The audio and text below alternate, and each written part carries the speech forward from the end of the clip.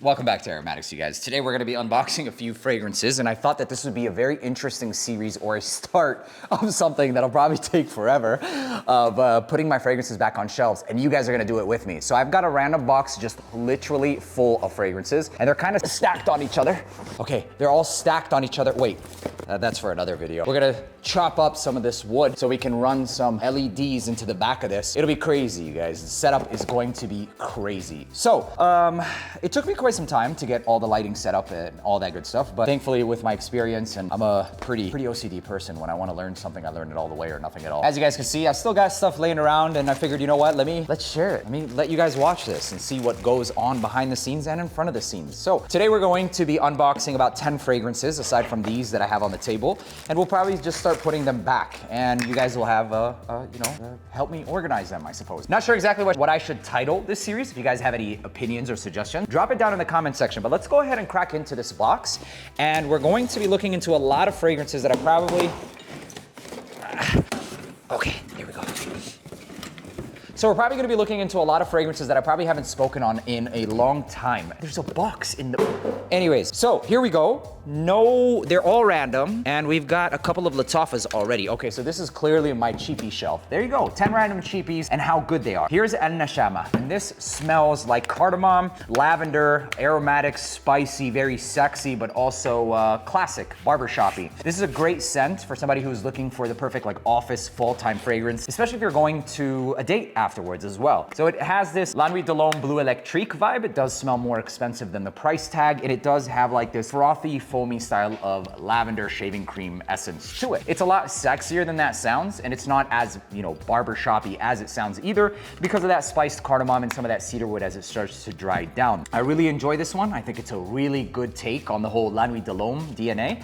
And if you're looking for something that's sexy but also office appropriate, this is definitely one that you should check out. The next one right here is called Latafas Pisa. Pisa reminds me of like this classic style of fragrance that's all about like this fresh, aromatic, slightly spiced scent profile. And it also smells like it might have some ginger in this one, kind of reminding me of some of the most popular fragrances like L'Immensité by Louis Vuitton. There's also some juicy citruses in here, almost putting me in the vein of like Afternoon Swim meets L'Immensité. And L'Immensité itself is a great classic style fragrance. It takes a lot of modern day fragrances, gives it an old school vibe to it as well, but still being modern. This smells in that vein. L'Immensité meets something like Afternoon Swim. It smells really good. Longevity of this one, it already smells stronger. It's been sitting for at least 4 months. I think it's good for the price of around $45, not to mention this is so freaking strong. I would have appreciated if they made the actual bottle itself leaning, because it's a leaning tower of Pisa, but that's just me being stupid and OCD about it, so it is what it is. Aside from that, it gives me vibes of like YSL L'Homme meets L'Immensité meets Afternoon Swim. So fresh, some juicy citruses, and very energizing, if you will.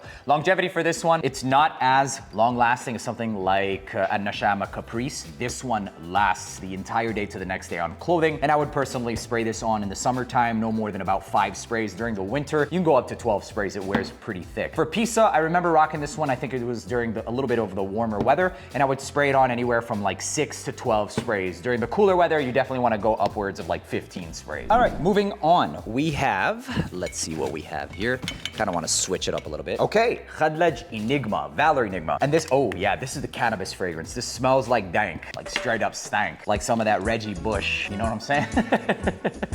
None of that AK-47. Nah, bro, this is like straight up just some Reggies, some Kush. It smells, well, Reggies and Kush are 2 different things, Neeb. Yeah, they are. It actually smells like a niche fragrance that I've smelled that uses or that focuses on cannabis. Think of fragrances like Carolina Herrera's Le Parfum, Bad Boy Le Parfum. That one is a lot more, dancing around the cannabis, but you could still smell it. This one goes more towards a niche realm. It's like straight up unapologetic, but it also has a pretty hefty dose of like some citruses, specifically grapefruit. It's a little bit more than that, but if you like a good stank, we're talking about the cannabis, this would be the one to go with. So a cheapie that does cannabis basically is Valor Enigma by Khadlaj. I'll be real with you guys, I haven't actually like rocked it. I personally don't want to smell straight up like cannabis, but I know that some people might actually want to smell like that. So if I were to spray this on, I'll be honest, you guys, like I'd probably spray it on like 3 times during the summer, and in the wintertime, maybe 5, 6. I mean, I gotta be on a mission to like hate somebody or something like that if I wanna do that. These are my outlines too. These are my outlines for my videos. Gems of the week, that's a series I have. Clone Wars, we've got unboxings and new rating. You guys, I put a lot of work into my videos, and I love you guys for, you know, watching and coming on this journey with me. And I feel it's only fair to share this with you guys and show you guys the transitions and put them back on the shelves together and do all this together. So actually, let's go ahead and start. I wanna put my cheapies more so on a single shelf, or at least start them on a single shelf, and organize them by brands. If you guys have any other suggestions, do let me know down in the comment section, and I think it'll be pretty fun. So let's put Neshama up here. We'll put some of the bangers in the front. So I would call both of these bangers, honestly. Valor Enigma, this is Khadlej. So let's put Khadlej at the next shelf here. We are at 3 fragrances, and now you guys probably can't see that well because of the lighting. So here we go. This is the next one right here, and it's called Khanjar. Khanjar by Latafa. Khanjar by Latafa. I love the bottle. I'll give it to them. This bottle, I love it. I mean, it's a khanjar. It's what we wear in Yemen, bro. Straight up. Straight up. No, in all honesty, this is a traditional wear in Oman, in Yemen, in a lot of countries as well. It's a dagger that's worn culturally, and this fragrance itself smells like a very fresh take on this suede style of DNA that's slightly metallic, and it's nice. It definitely is something that's more exotic than your typical freshies, and it has that fuzzy like suede nubuck, almost like a pair of Jordans, and almost like this base, except it's a lot fresher than most fragrances that do that go. So fresh, mineralic, even slightly like a salt kick. I don't want to say salty because it doesn't wear salty, and it's actually pretty compliment worthy as well. It's not really a fragrance that I tended to really enjoy, but it has been growing on me more recently, and it reminds me of a lot of fragrances like Ganymede specifically. So the style of suede that's in this one reminds me of the style of suede that's used also in fragrances like Baby Cat, except Baby Cat is like the complete opposite end of the spectrum, whereas this one would be fresh, completely towards the fresh side. Baby Cat utilizes a similar style of suede, going more towards the ambery, date night, and vanilla style. So if you like that style of suede and you want to see what it's like in a fresh format, you could obviously go for Ganymede, or you can go for something that's like this, that smells relatively close to those fragrances that do sell for more expensive, depending on your budget, obviously. Longevity for this one, I haven't really given it too much of an honest wearing, just because of the fact that at the time I picked this up, I wasn't really enjoying Ganymede. I will honestly say that my taste has started to go in favor of this one, because very specifically of one fragrance that also does the similar DNA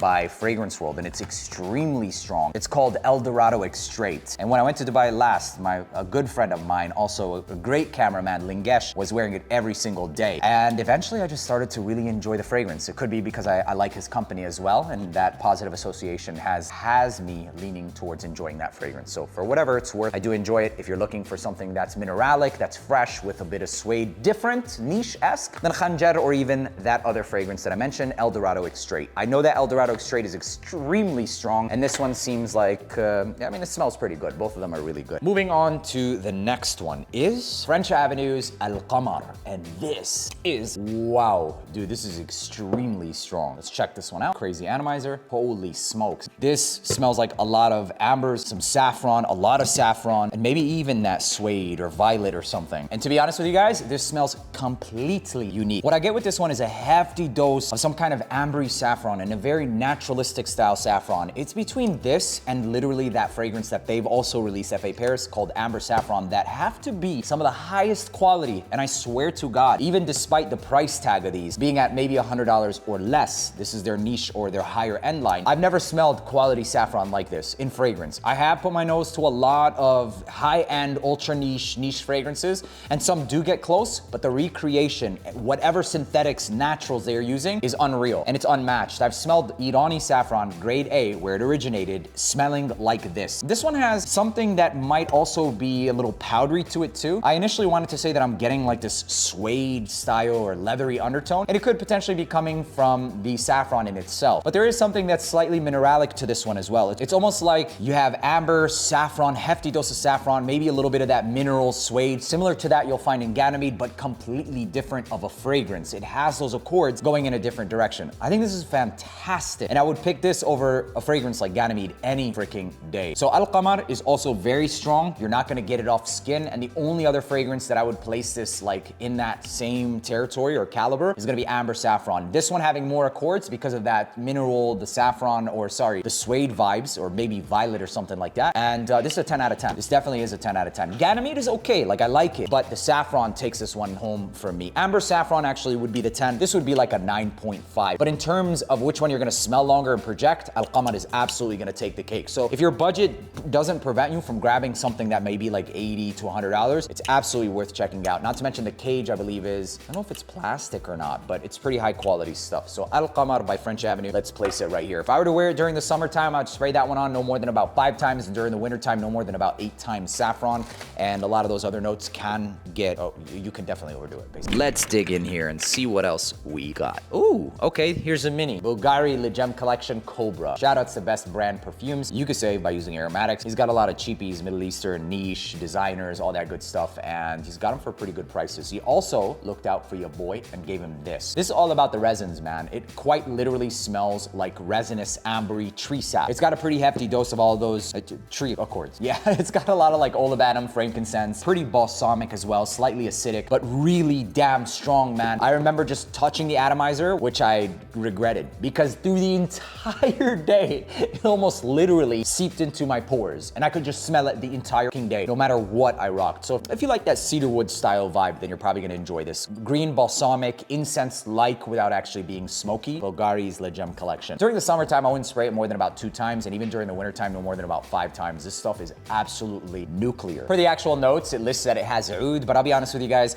it smells like an undertone of maybe like Gaiac wood or dark woods. It doesn't smell like any style of authentic oud. There's no animalistic facets or accords to this one at all, and maybe in the beginning, a little bit of this fresh rose spice style of accord at the top. So for the most part, it's gonna smell like tree sap along with those ambers and something balsamic. Still a really good scent, and it's niche, so we're gonna place it in the center here, but it is a mini, so we're gonna leave it there. By the way, I have an entire mini collection that I still haven't unboxed, which we need to do, and we will do together. All right, let's go ahead and crack into the next one, and this one is by Khadlaj. Nice, so definitely cracked into the cheapy box. This is called Fursan White. It is going absolutely haywire on the short platforms, aside from here, because people are loving this. It's a powdery, vanilla powder basically with coconut cream undertone, and it's extremely strong. That atomizer was beautiful. And wow, yeah man, it's vanilla powder, a lot of ambroxan, which hey, kudos, I'm all for it. And then it also reminds you of like literally being on the beach, suntan style of lotion. Oh my God, it's so good. Vanilla powder over that creamy coconut. Simple, effective, gets the job done. That's exactly what you guys are gonna get, man. Vanilla powder, coconut lotion. If I were to rock this during the summertime, I wouldn't go more than about 4 to 6 sprays because it will wear relatively thick. And if you add that with humidity, it'll just turn into something suffocating. But if I were to wear it during the wintertime, I would go upwards of 8 sprays. It's extremely strong and extremely unisex as well. So let's go ahead and put this in the Khadlaj show as well as a banger because it deserves to be there. Let's move on to the next one, and I see another banger by Khadlaj. It's called Shiaka Blue. This is going to be timeless. It's always going to be in my collection, and it kind of gives me like this clean shower gel vibe with a little bit of sweet aromatics to it as well. If you think of fragrances like Invictus, Invictus Aqua, YSL EDP, and even Bleu de Chanel, those all are in, or this is all in those veins. It's like a mashup of that entire realm. So fresh, mass appealing, compliment worthy, and also long lasting for me. I never get less than about 7 hours on clothing especially, and it is one that gets me compliments regularly. So if you're looking for a scent for the office, for gym, school, and whatever, safe, or even gifting, this is one of the best ones that you can go with. It's called Shiaka Blue for men. As always, you guys, check the links down in the description for the lowest prices. If you find it anywhere that's lower, that's authentic, then go for it. I'm all for saving cash. And by the way, my fragrances did release. You can find those exclusively on Joma Shop for now. AROMATIX and French Avenue's Carnal Desire and Royal Taboo. $59.99. I tried so hard to get it lower than $80, which was our initial price or cost. And I'm so happy that I was able to get it down to 60 freaking bucks, man. Get it while supplies last. It's gonna take at least 6 to 8 months for another restock. If we do decide to restock, the next batch or the next batch of these will potentially come in like 8 months to a year. I do have plans of bringing them back once they do go out of stock. They're pretty affordable. We get it from reputable sources, the same places you'll get fragrance oils and perfumes that you'll get from Macy's, Nordstrom. We use it beast mode and at the best quality that we could potentially use it and give you affordable prices. Carnal Desire being oud, jammy, raspberry, and some florals. That makes it very unisex. And Royal Taboo, which is a more spiced, vanilla psychedelic tobacco and resins, which is very sexy and also unisex. Just wait until you see what I have in store for the next two fragrances that are coming out. We have a freshie that literally blew my socks off the first time I smelled it. Naturalistic, it smells like mojito vibes while you're on the beach. It smells like money. Smells like money for 60 freaking bucks. We're talking fragrances. Some of my favorite tropical scents is like Roja's Burlington 1819. I love Afternoon Swim, Imagination, all those vibes. But dude, this one's gonna be crazy good. And then also we are gonna be launching a unisex, raunchy vanilla fragrance coming very soon. And you know your boy has to do Iris. But Shiaka Blue, excellent scent profile. For I think $25 or $30, you can rock this every single day. So let's place this as a banger. It is a little bit older, but we're gonna put it right behind that banger right there. Moving on to the next fragrance, and probably the last fragrance on this list,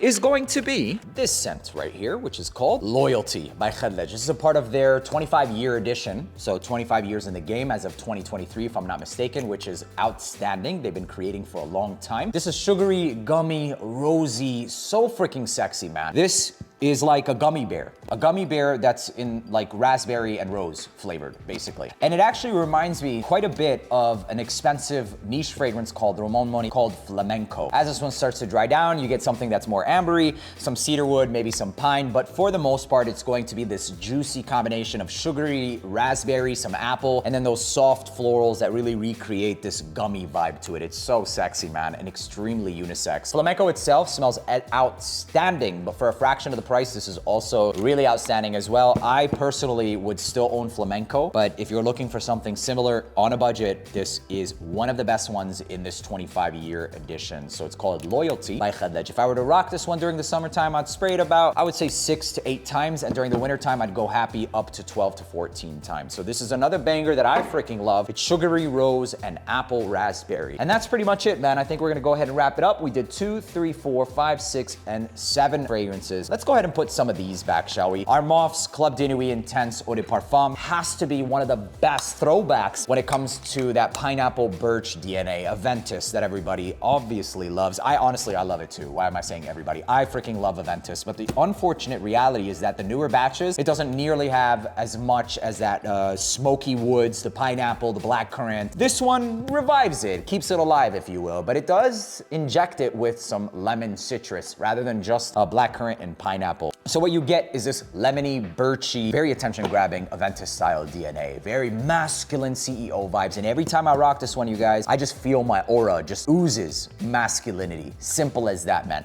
I haven't really gotten too many compliments while wearing this one, but I think that the scent itself is pretty intimidating, that it kind of limits the whole compliment factor. The cougars though, they have no problem complimenting this style fragrance. So yeah, Club de Nuit Intense, man. Eau de Parfum is better than the limited edition Parfum for me because it is louder and it's longer lasting, and it's somewhere in between the Eau de Toilette and the limited edition Parfum. I will say that for those of you that have the Parfum, it's still a great fragrance, and yes, it is more refined. It just depends on what you're looking for in your fragrance. For me, I love the longevity and the projection of this one. We're gonna go ahead and put this on this side and keep it moving. Regalian Antidote, tobacco, nutmeg, I believe it's bay leaf if I'm not mistaken, something aromatic, and sexy, soft, honey oozing tobacco fragrance. And it definitely reminds me of Naxos territory, except stronger, and for me personally, it's better. And hear me out, the only reason that I think this is better is because of the fact that it uses, rather than that lavender, it does that bay leaf, which is a little bit more crisp and aromatic, and also that nutmeg, which gives it just a little spice kick. It's not a spicy fragrance by any means. It's actually relatively close to something like Naxos still is, fatty, indolic, and honey-like,